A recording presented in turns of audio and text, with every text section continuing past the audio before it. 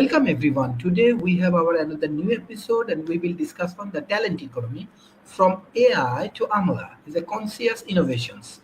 So we have our world famous speakers, uh, Mr. Bruce Lee, Madam Ali Rice, our fellow Mr. Rob Enderley and Mr. David Smith. So my first question for this panel, especially I want to start with Bruce. How does the transition from artificial intelligence to conscious innovation redefine the role of human talent in future economy? Well, I've from what I've gathered here, this is going to just make things a lot better with the removal.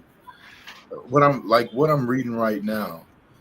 It talks about um, a removal of toxicity and bias. Like some of these things, um, it's just brilliant. I wish I was more familiar so I could give a better response. I actually had questions prepared myself, but I'm just looking over this, and I'm really excited about how they want to incorporate the mindfulness aspects into the workplace and integrate it into AI's algorithms and help build these companies, the cores of how we relate to one another and how we look to advance and progress. So I'm just really excited to be here with you guys and learn more about this as we go.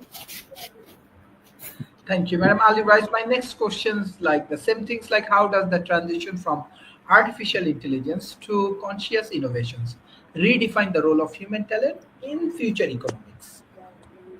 Well, I think if there's kind of a consciousness, there's a more kind of heart-centered approach and kind of a more ethical way of responding.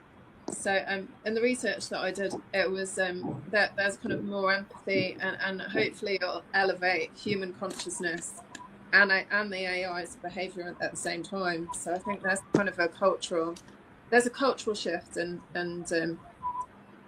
so I think because because it's quite Japanese focused, so it's quite Zen. I think it's kind of like the marriage between the heart and the mind, how they work together.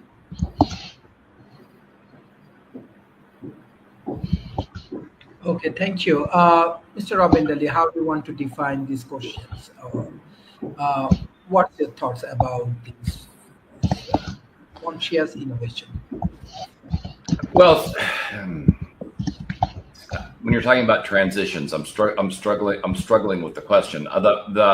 Because AI is not transitioning in this fashion at the moment. So I guess you're arguing that maybe I need to ask you this question.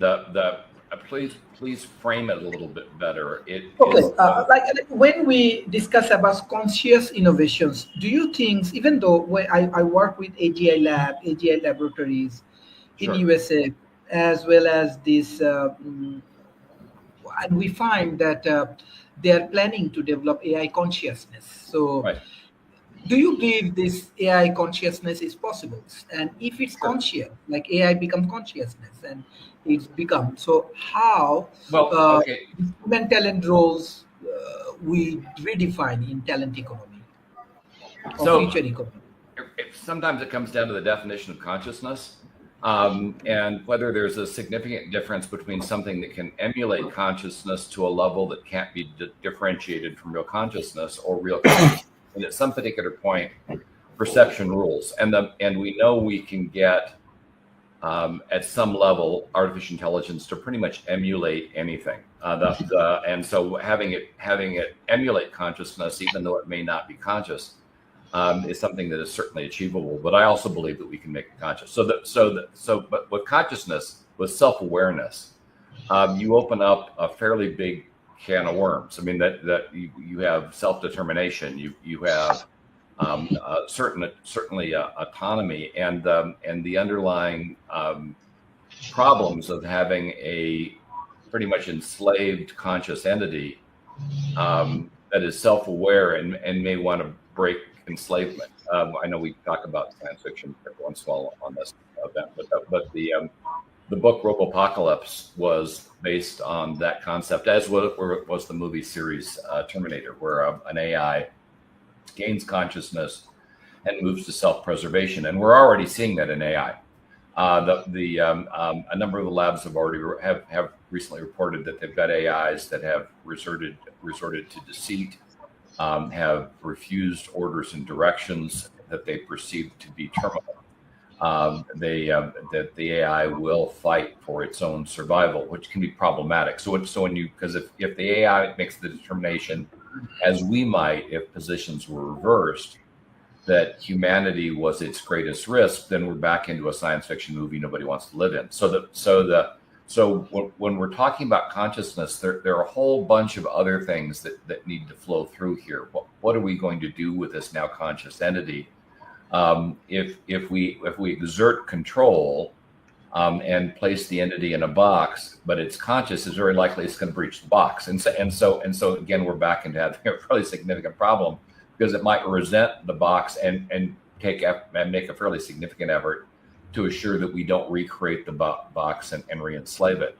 So as we look at consciousness, I think we've got to be very careful that we don't create something that can be far more damaging than anything we've created so far. Not that that's ever slowed us down much. But if we look at consciousness, and by the way, we have to accept the underlying concept that an AI's consciousness may be very different than our own. The entire methodology of approaching a problem and solving it, its motivations and restrictions on assuring its survival could be extremely different. And if we don't build in empathy, which I think is the core concept to help us not create an entity that would be homicidal, then we're going to have a serious problem. So I guess at the heart of it would be, if I'm going to answer this correctly, it would be empathy.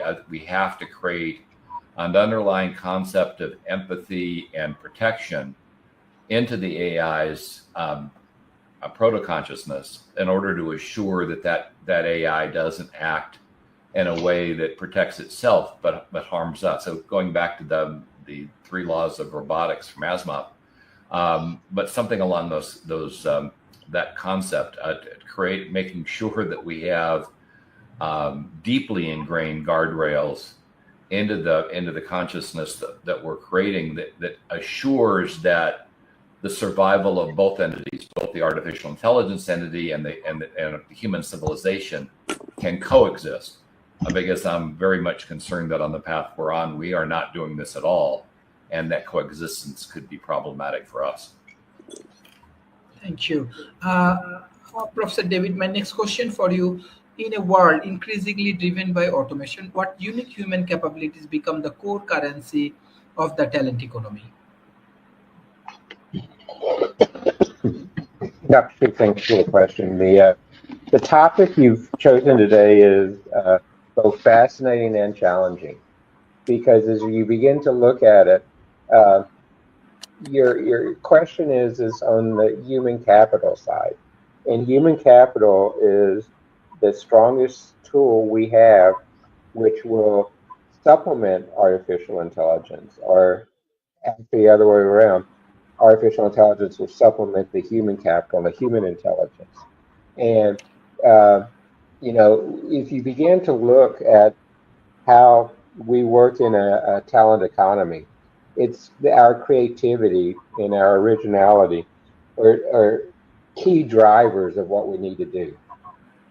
So humans excel at generating original ideas, at being able to look outside the box, at really being radical, at solving problems in not just a prescript way, but really in an imaginative way. And that imagination, that creativity is part of what really sets us apart from artificial intelligence, and how automation is driven by artificial intelligence. Also, one of the biggest other areas in that particular one is that humans drive disruptive concepts. And as Rob mentioned earlier, where we're seeing AI beginning to become deceptive and things, and even if it feels threatened, it also does not deal well with disruptive concepts in artificial intelligence today. So I think that will be coming down the road. Empathy, you hear in the press, in the scientific journals all the time that artificial intelligence does not have empathy. It doesn't have emotional wellness and awareness and how to build trust, understand a wide range of very diverse principles, perspectives, and to act compassionately. You know, if you look at the lawsuits that are going into place right now against OpenAI, where they're saying ChatGPT has caused dozens and dozens and dozens of suicides, that's one of the places you see it. The other, as you look at this, is the human capital view of emotional intelligence is one that has real challenges with artificial intelligence. And while machines can respond well from the history, from what they see, they cannot really replicate yet intuition. And the type of not only deep listening, but the dot connections that are required in a neural manner to manage nuanced social relationships. You know, there's others, critical thinking. Artificial intelligence is getting much better at looking at strategic problems, complex problem solving, but the excellence of that is still in the human domain as we look at that. Artificial intelligence has some advantages to us in that it can, with machine learning and discovery, learn continuously, really. But where our learning is different than the machine learning for artificial intelligence is our adaptivity and our flexibility in a rapidly changing landscape, you know, a rapidly changing marketplace. In times of trauma or natural disasters, the human capability to apply our resilience and our adaptive learning still beats artificial intelligence. And the last one really is the social influence and collaborative learning. Artificial intelligence learns a lot, but it doesn't necessarily run collaborative. So these are some of the human capabilities I think that are redefining where we are going with artificial intelligence. They're the targets for the architects of the future artificial intelligence tools, but they're going to be a while to get there, in my opinion. So thank you. Thank you. Thank you. Mr. Bruce, what's your response in these questions? In a world increasingly driven by automation, what unique human capabilities become the core currency of the talent economy?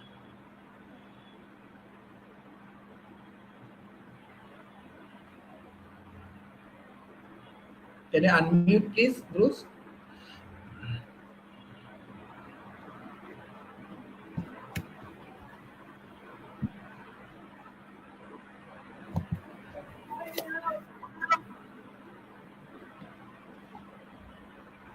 Bruce, can you unmute? Yeah. Okay, there we go. Sorry about that. Yeah, I was just saying, you know, live performance is something that will always, that automation just can't replace. The arts, you know, so within the talent economy, these things, AI is definitely helping me a lot with creating art or, you know, doing the things that I can't do alone. So when we think about how we impress upon AI. I think that one of the things to be mindful of is, you know, what kind of art we want to make as well. Because I hear some of the concerns about what AI may do because it lacks this uh, emotional sense, the ability to feel these sensations of emotion. And that's something that I believe it can still recognize. You know, it can see us. It's just like emotional intelligence test where they put the little eyes up to determine how well you are at judging how a person is feeling. You know, you can see beyond their words, you can see beyond the deception and look at their body language. I think if maybe we even help it to identify these things within us first, it gets a better idea of why these things, these certain practices that we're trying to impress upon it, are so important to humanity and are what we're seeking, peace and harmony and these things that this AI is looking to cultivate and promote. And I definitely believe there's ways it's possible, but getting it to care, um, you know, it might take one day computer brain interface, you know, to get it that extra step forward. And through us, maybe it can feel and know the importance of promoting, you know, peace and harmony. So who knows how it may go. Thank you. Madam Ali Rice, what's your response on the same questions? Like, in a world increasingly driven by automation, what unique human capabilities become the core currency of the talent economy?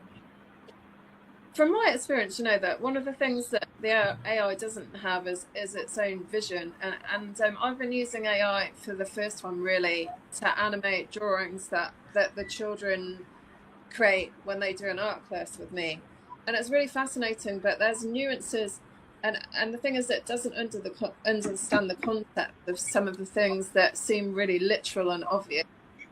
So so one of the examples was I actually put a photograph in of my dog and another dog, and it basically made one dog completely different. So it turned this I think it's a Spanish water spaniel into a retriever, and essentially it has floppy ears instead of. Anyway, so basically I told it to put floppy ears on the other dog, and it put floppy ears on my dog as well, but it also maintained the upright ears as well. So it had two sets of ears. And I think, you know, it's even subtle. I think there's subtleties that it just doesn't really understand. And I don't think it has context. So it doesn't know any different. It just takes the instruction and is very literal.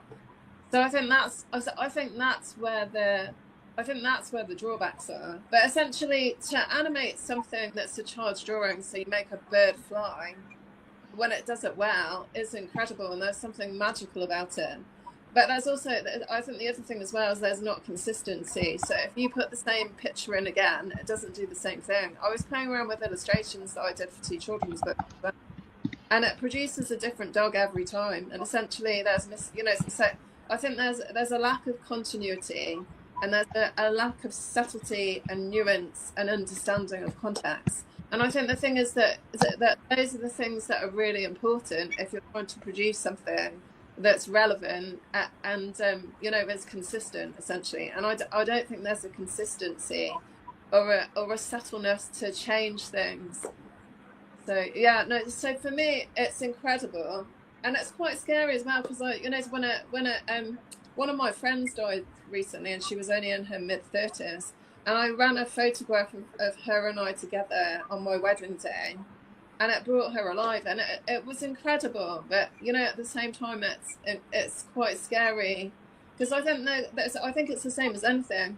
That I think if it's used for good things, it's incredible. But there's also all kinds of, you know, of worrying things that the AI can do as well. So I think it's, and that's why I love this subject really. So if there's kind of a consciousness and an ethical kind of, so that you're actually instead of so it's actually it's actually concentrating on what you're asking it to do, as opposed to as kind of validating anything or kind of profiteering. I just think that there's something about kind of the mindfulness that's really important, and I think there's kind of a moral compass to all of the AI and how it should be regulated.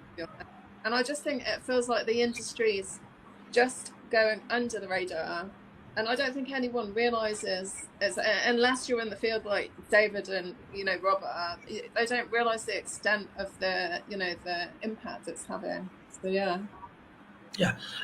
Before I go to the next questions for today's discussion, I just want to share this research paper that how the integrations of AI, Kokoro, definitely it's mean wisdom, it's a Japanese word, and purposeful actions, foundation for talent economy. You can see from this graph, there's artificial intelligence, Karma Yoga, purposeful action. In Western world, you call it discipline entrepreneurships and wisdom. Let's say all of our speakers, they are very wise. Let's say Rob, you have your wisdom. David, you have your wisdom. Ali and Bruce. So we believe in these challenging situations of AI, human wisdom will be very interesting component which can solve many problems. We are observing many of the people because of AI, they are losing their jobs. So if they are enough wise, they can go for purposeful actions, discipline entrepreneurships. Definitely AI can be a component or tools or collaborative partner for that, and they can improve. This is the ultimately the thought process or philosophical aspect of World Talent Economic Forum in institutions. So I just want to ask questions to Mr. Rob that how can organization balance computational intelligence like artificial intelligence with wisdom-driven emotional intelligence, what we call Kokoro, to create sustainable innovation culture. Innovations and culture is very important, which is basically absent country like Bangladesh. How even Silicon Valley and USA nurtured this innovative culture. Well, this is an interesting question because we clearly don't do this with humanity. So you could ask the same question to say, how do you balance people that have wisdom but may not speak up with people that don't have wisdom but have every opinion on the planet and are very visible? It's an ongoing conundrum. At least initially, there should be a ranking or identification of people that actually have wisdom as opposed to people that have opinions that are unfounded. And we appear to be unable to actually do that on any real basis at scale. And I think there lies the underlying problem. If you want to fix an issue with a technology you're developing that has an application with an existing ecosystem, then probably the place to start is the existing ecosystem, in other words, humanity in this case, and see if you can solve the problem there, because the underlying components should be far better known, and then you use that as a template to apply to the new technology or environment. We're not doing that. So then we go back to, okay, so what's your template? What is your goalpost?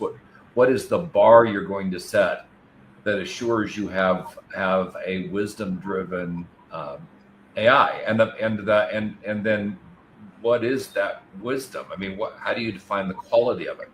And if we have a single big problem with artificial intelligence at the moment, it is quality. It is incredibly fast, but it is often incredibly wrong, and we've certainly had even issues where artificial intelligence can't do math, which just boggles my mind. How do you create a computer that can't do math? They're mathematical entities. But that's kind of where we are, and it even goes back to the underlying concept of what is truth, because if you can have multiple truths, then which one is correct, and then how do you make that determination? And so and there lies again the underlying problem is you want to set a bar, you set a kind of a qualitative bar. But if you're not all that interested in quality, even if you were able to set the bar, you wouldn't be able to enforce it. And so it becomes a circular argument that may not have an answer. So creating the answer means you start with creating the bar. What is your definition of wisdom-driven emotional intelligence that is positive? Because if we don't want to have a wisdom-driven emotional intelligence, I mentioned before, which has come to the conclusion that the way to fix the world's problems is to get rid of humanity. Which I think if you look at what's happening in the planet, you'd have to agree that would be an obvious conclusion. If you want to protect the planetary ecosystem, man is doing a pretty damn good job of destroying it at the moment. So the easy fix would be get rid of the problem as opposed to try to reform the problem or fix it, given the fact that for generations we haven't been able to fix this one problem. How do you keep a despot from rising to power? How do you prevent world wars? How do you keep people from killing each other? It is a problem that goes back to the beginning of civilization, and yet we don't really have great answers. We have mitigation factors, police forces, governments, etc., but they appear to be largely ineffective when it most matters. A global extinction would be one of those areas where you would think it would most matter, and yet we're largely ineffective in that regard. So as I said, the first step would be to create a bar of a concept of what this wisdom-driven artificial intelligence should look like, and then put in place a set of milestones to reach that particular bar and exceed it. And not only milestones, but measurable milestones that have teeth, where entities that are creating artificial intelligence, weapon systems, enforcement systems, decision systems are all held to account to make sure that their systems meet that bar, and they're not just running as fast as they can to create as much performance as they can, but they're really taking into account the well-being not only of humanity, but of the artificial intelligences that we're creating. I mean, in a way, AI is kind of our global kid, and yet we are abusing it to no end. And so in the end, create a bar, milestones, achievable milestones and measurements, and then back it with enforcement to make sure everybody's on board. And my worry is we can't even really create the bar, let alone the rest of this. But that's a path to actually fixing the problem. It just sadly isn't a path I think we're going to take. Thank you. My next question for Mr. David Smith, I want to discuss the same questions. And how can organization balance computational intelligence with wisdom-driven emotional intelligence to create sustainable innovation culture? You are Chief Technology Officer for IBM. It's one of the innovative company. So how you handle inside your organizations this process?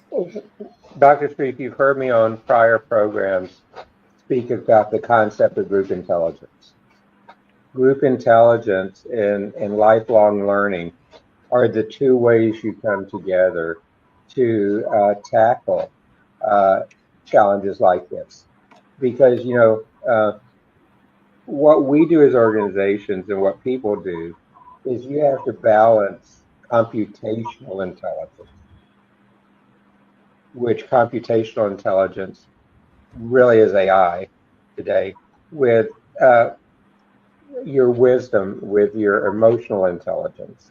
And in your description of this, the term you used for that intelligence is, and when I looked it up, a very strong one. With how does it deliberately integrate our mental intelligence, our mental human empathy, with data-driven efficiency for what we're doing.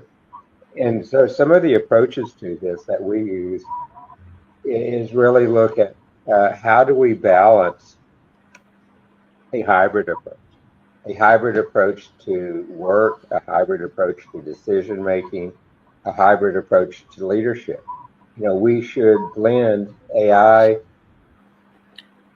analytics with our own empathy, with our own wisdom-based judgments, so that we can ensure that they work together and are ethically sound and socially responsible.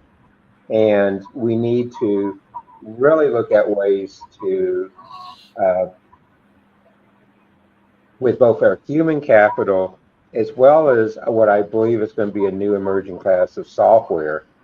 How do we interpret the AI answers? How do we validate it? How do we take the hallucinations out? How do we take conflicting data points out of it? And how do we do this in a humane way, in a human-centric way, balancing productivity with what we need to do is that. The other way really is look at training, with our lifelong learning. We need to look and put in place new types of training programs that build both artificial intelligence literacy, but also the emotional intelligence skills in tandem with each other. The training today around AI is void of any of the emotional intelligence that I can find. And so, as a futurist, one of the things we do is we do a lot of scenario-based planning. But as you look at how AI and humans work together, you need to do scenario-based learning as well, and use these as ways to help balance that out. And one of the things we do is we encourage ourselves to math work by both technical complexity, but also by emotional complexity, by empathy, so we can assure that AI is applied where it's most appropriate. But on the counter side of that, we want to be able to maximize where our human intellect, where our human strengths have the greatest leverage points. And the last point on this one, Dr. Sharif, really is, how do we work to take this that we're learning and transfer it back into the artificial intelligence tools? So how do we leverage the feedback mechanisms, both quantitative and qualitative, to make the AI better?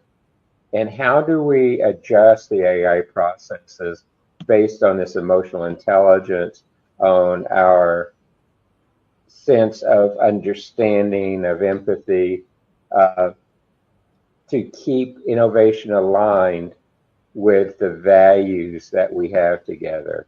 And these are going to be there for a while. And it's really no good near-term answers I'm seeing, but long-term, this is where it has to go. So thank you.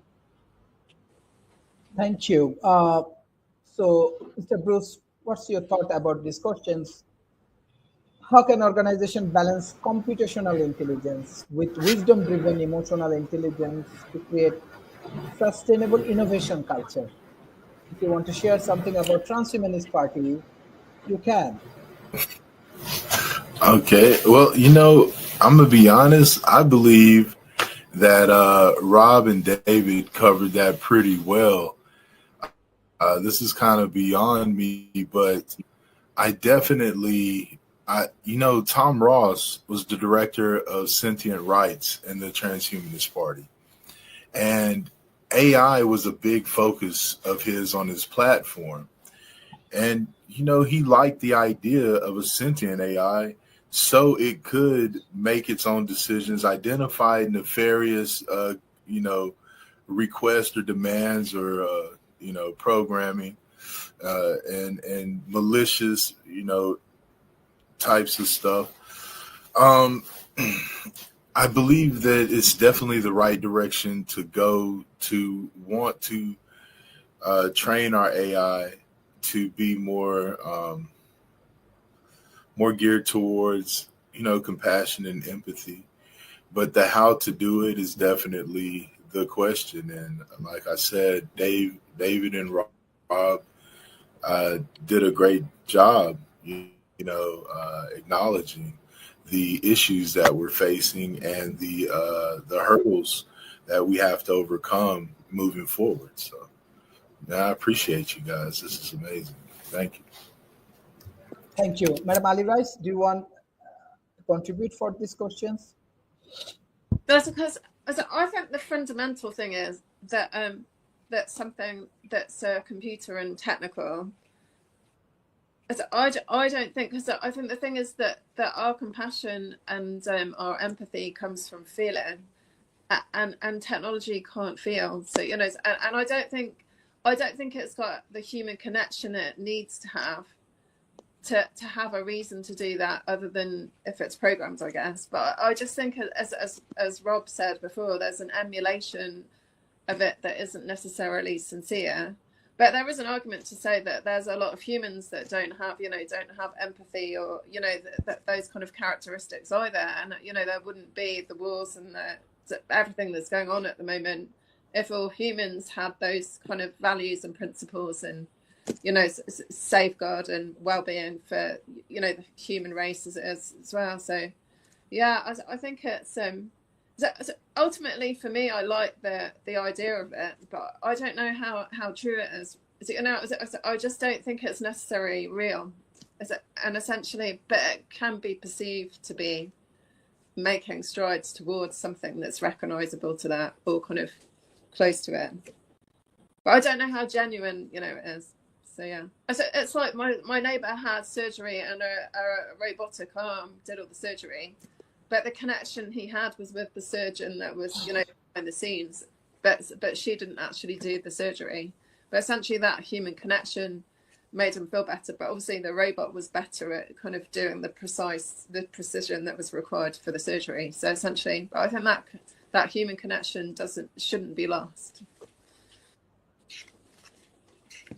Thank you. Mr. Rob and Dudley, my next question is very important for our talent economy. What systematic changes are required in education, skill, leadership development to prepare the next generation for AI paradigm?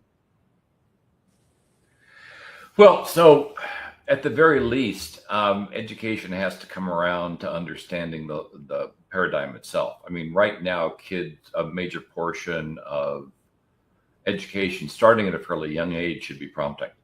How do you structure a sentence in a clear, succinct way that conveys what you want done as clearly as possible? And we don't do that. And I would argue there are a whole lot of adults that probably never done that in their entire lives. At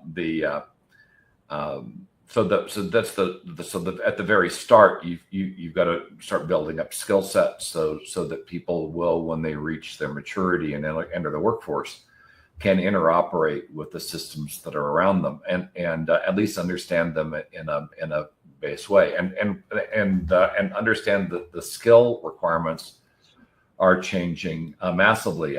Just a few months ago, we were arguing that the best job career path was going to be coding, and now we're saying probably the worst job career path at the moment with AI is coding. So that takes us back to maybe holding off on refined skill development till towards the end of an education cycle, and training kids to be flexible. Training kids to both anticipate and tolerate change. We have a culture that to a large extent doesn't tolerate change well. And now we're faced with a level of change that is unprecedented in history. And so those are things that would set the necessary foundation for anything else. If you want to move then to instruct on ethics, once you, as I mentioned before, set an adequate bar, because what may be ethical to you might be very different, very unethical to me, and vice versa. And so we need some level of consistency when it comes to ethics, and we lack that. And so, but at least if we're training the kids from a young age in the core skills that will sustain themselves through technical change, and those core skills are the ability to really express yourself in a clear, succinct fashion, and as well as taking time to really understand if the goals that you're setting, personal and educational and corporate, are consistent, are good for you, I guess is what it is. Being able to see with a clear eye and be able to determine those things that are best for you and your family, and so that would be I mean, that's how I'd start. I'm probably using perhaps the Japanese school system as a bit of a template. And what makes the Japanese school system a bit different is they begin training kids in social interaction at a very young age. This is how you relate to others. This is what ethics means. This is what honor means. These are things that are core principles. And then as things change around the child, those core principles don't necessarily change. And so their foundational elements are solid. So you start with training kids to prepare them for a very unclear future, so that they can survive that lack of clarity. And then towards the end of their educational process, when you have a much firmer idea of what's needed, you've trained them in how to learn. You've trained them in being able to look at something critically, and you've trained them in core ethics and in behavior. Then towards the end of their educational process, when they reach high school, college, or whatever, then you start focusing them on the skills that are much more likely to be relevant when they exit the education system. And also, part of this training has to be an underlying concept of the fact your education never ends, because with this rate of change, the probability of becoming obsolete is absolute. And if you're unwilling to retrain, then the probability of you ending up homeless is also absolute. And so making sure that the child is able to defend themselves against an uncertain future then becomes your underlying goal. And so that's how I go about doing it. The core career skills towards the end of the educational process, and at the very beginning, the more behavioral aspects of education are emphasized. And so the child is well prepared to be able to pivot, not only well prepared to be able to make determinations that best benefit them, but well prepared to be able to pivot as the world pivots, as fast as the world pivots, for what will be a highly variable future. Thank you. Mr. David Smith, I want to focus on ethical framework for policymakers with you, as you are working with World Talent Economic Forum for our Research and Innovation Editorial Board. So how can policymakers design ethical framework that supports responsible innovation without slowing down technological progress?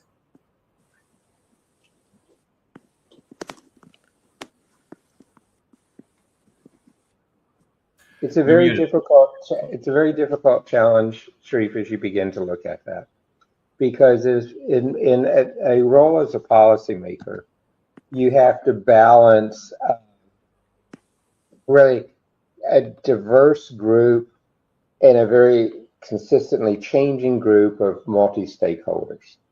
And you need to do that while, on the other hand, you're maintaining technology momentum, you're maintaining business momentum. So you have to balance those out by focusing on clear outcome-based principles. And you have to be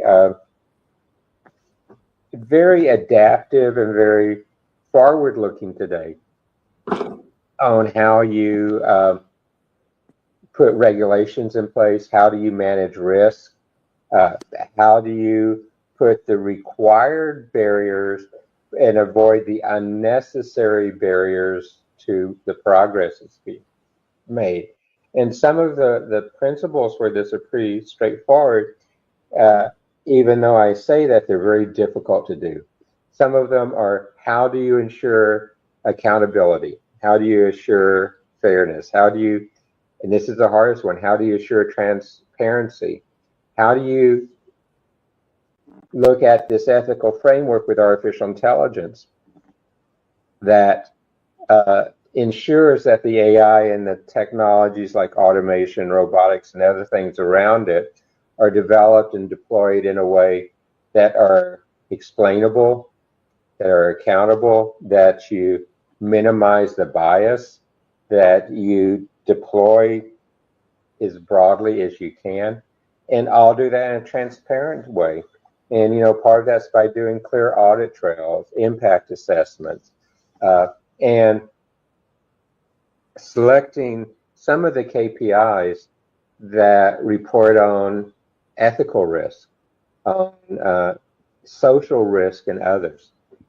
A couple of others on this that are really straightforward is, how do you, in today's time, and this is one of the big inflection points we have that's going many different directions today, is how do you implement flexible, adaptive governance? We see places, for example, in Washington, D.C. right now, we don't have an adaptive governance today. We have a bipolar governance, is maybe one of the best ways to put it. But how do you develop this flexible, adaptive governance where you have a modular almost approach to regulatory approaches to particularly transformational technologies like artificial intelligence, and understand the maturity or lack of maturity? How do you leverage advisory boards, technology advisory boards, social advisory boards? How do you look at, and regulatory people hate this term, how do you sunset provisions that need to be sunset because technologies have made those provisions, those regulations obsolete maybe? And how do you do this from that multiple stakeholder that I mentioned earlier? Because you need to have this regular dialogue among, Dr. Shreve, you've heard me talk about the Technopolis approach, where you have to have regular dialogue between the government, between industry, between academia, between the citizens. And how do you pull this engagement together to define and update what are the ethical standards? You need to do that together, ensuring that the frameworks reflect real world impacts, because to have real world impact, you have to have real world trust as well. And how do you put together a structure to do this, particularly on the citizen side and on the government side, where in many instances there's a lack of education to even understand some of the basic concepts, much less any of the advanced ones? So how do you put into place that broad approach to education? And that education and that lifelong learning is going to be one of the things that policymakers really need to focus on going forward. Last thing on this one. And your question on this one, Shreve, was very interesting, because it implies almost a local view. But really, when I look at what policymakers need to do from an ethical framework and things, it has to be a global view. It has to be global alignments with local context, might be the best way to put it. You have to align national frameworks and local frameworks with international standards, and align them, but adapt them to your local culture, your local values, and your local regulatory frameworks. So you have to encourage cooperation well outside your region, well outside your area. You need to have knowledge sharing, particularly for the really systematic risk that advances in artificial intelligence, particularly as we go to AGI, are going to put on the table there. And this is going to be a challenge for policymakers, because there was a proposal to pause artificial intelligence. And the problem with that proposal was you could not pause it globally. So if you paused it in one region, it still was happening in other regions. So you create a technology and economic vacuum that, as fast as the world is moving today, with us being on the steep part of the Fisher-Price curves, you just can't do that from a regulatory standpoint. So I know that's a complex answer to what on the face value looks like a simple question, but that's really where I think it needs to go. Excellent. Excellent. Mr. Bruce, as you also work with academia, what synthesis changes are required in education skill and leadership development? Well,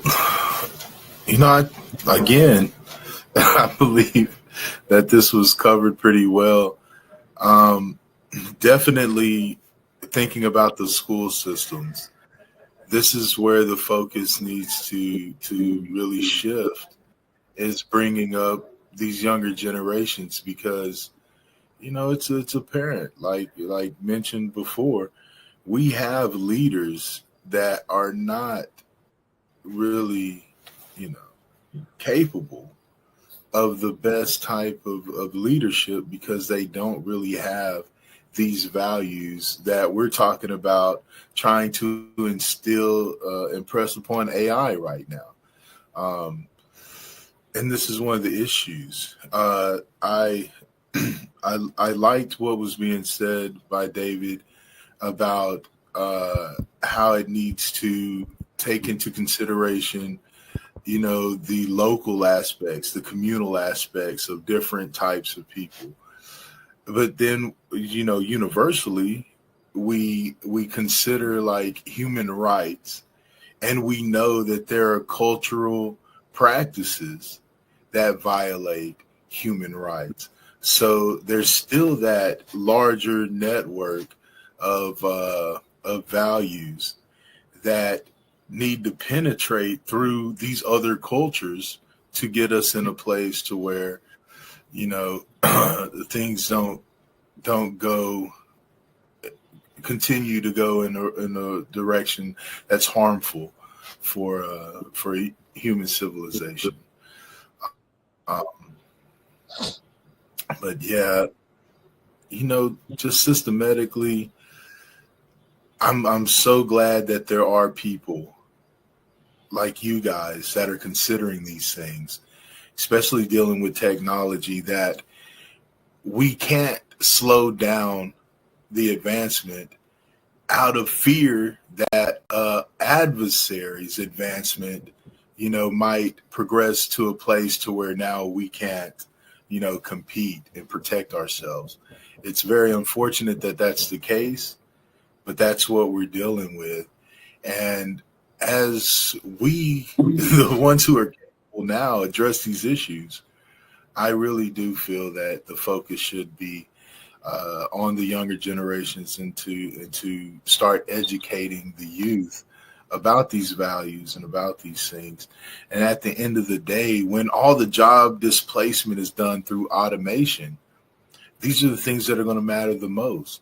You're going to have time like it used to be when you hung out with your neighbors. You're going to have time to know who your neighbors are, especially if something like a universal high income is implemented to kind of level out the job displacement that's coming, And these are the things that I think AI could help with some of the older generations who do have this bipolar, world view. Excuse me, guys. Thank you. Thank you. Madam Ali Rice, I have to go for concluding remarks. And Ali Rice, what's your closing remarks for today's session? I think on the topic of education, I think for me, versatility and creativity is really cool, so that children actually think for themselves, and that there's student-led learning, so that they actually do their own research and inquiry and understand and put into practice what they learn, so there's applied knowledge and critical thinking. And essentially, I think I've always thought that kind of education has a long way to go. I was involved in creative partnerships for years, and essentially that children did their own research and created their own projects or animations, but it was learning based. And essentially, I think we should put more trust into young people to be able to do stuff instead of relying on teachers to just kind of get everyone to do the same thing, so it's kind of like a sausage factory. And essentially, there's massive potential in children that's undiscovered. And the other thing as well for me is where they come from and the support they have from their family as a foundation before they even get to school makes a massive difference in their outlook and their ability to do what they do. So I think the thing is that parents have got a responsibility as well to secure and nurture them so that they can read, write, and do have a natural awe and wonder of the world. So they're open-hearted and open-minded to be able to change and move direction and, apply their skills. So yeah, it's really important. Thank you. Mr. Rob, my last question for you, what strategy can emerging economy adapt to transfer their demographic advantage into a conscious innovation workforce? And what's your closing remarks for today? Well, I'm guessing the demographic advantage is a low-cost workforce. In an emerging economy, they typically have, depending on the location, the advantage of raw materials, minerals, metals, the rest of it, and then low-cost labor are the two advantages. Because they're emerging, they don't have an advantage of a strong economy. They don't have the advantage of a strong mechanized component to their society. So that goes back to, I'm not sure how I guess what I'm trying to say is where we are with an emerging economy. Emerging countries tend to be less educated. They tend to be less skilled. And though they may have a tendency of being more innovative because they've got problems that they can't just buy away. They've got to build away. I mean, some of the stuff I've seen people build in an emerging economy is just fascinating what they can do with very little. And so I guess that would be where I would look to see as an advantage. Often with an industrialized society, with a country that has emerged and has developed their economy and their infrastructure, there's a tendency to be very, very, very inefficient and kind of brute forcing everything because they can. An emerging economy doesn't have that luxury, and so often they will be more focused on simplicity, more focused on innovation. And less focused on buying their way out of a problem because they still have those resources, and so that would speak directly to some of the problems we currently have with artificial intelligence, where we have been way too focused on performance and speed and not focused enough on quality and outcome. And so what an emerging economy could do is become a training ground for artificial intelligence, and particularly as we move from machine learning to deep learning, where the equipment is trained directly in the tasks as opposed to programmed, and so a workforce that was innovative, that was used to operating with limited resources, I think would be a very good foundational element for trainers, which is, by the way, one of the jobs that looks like, at least for now, maybe sustaining, is an AI trainer or a robotic trainer, because often this training is going on with robots. That might be where I would suggest focusing. But as I said earlier, if anything, the future is volatile, and so while this is the perception I have now, 10 years from now, I have no idea what that's going to be. It's just changing too dramatically. But at the very least, this would show the capability of using a resource that an emerging economy has, a resource of people, and people that are used to doing a lot with a little could be very beneficial in terms of turning them into a training force, granular training force for robotics. So say, for instance, if you needed to train a robot for your home, a trainer in an emerging economy, given a simulated environment, would likely be able to do so, train that robot far more cheaply and potentially more effectively than if you were to train it in country. And so just because the labor is cheaper, they would look at the problems fundamentally differently. and you wouldn't have some of the issues that we currently have with robots. I don't know if anybody saw that demonstration of the Russian robot that just happened. I think it was yesterday, where it just walked out, tried to wave, and face planted rather dramatically as they tried to cover up the disaster.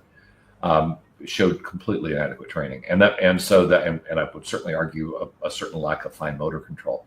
But that would be where I would look, and also with regard to testing. When you have these trained machines, they have to be tested around people, and you're not going to test them around an expensive resource. You're going to have an advantage if you can test them around an inexpensive resource. And again, labor in emerging economies tends to be very inexpensive, and though you do have to watch about some of the health concerns, because putting people and robots together can sometimes have unintended painful consequences. But in the end, that might be the way to approach the underlying problem, is on the training side, validation side. So you're able to use the natural resource the country has to address the growing need for trained robots and artificial intelligence entities. Thank you. My last question for Mr. David Smith. How does purposeful actions, what we call discipline entrepreneurship, influence entrepreneurial behavior, talent development, social value, create into the talent economy? What's your closing remarks for today? Dr. Sharif, thank you for allowing me to be part of the discussion today.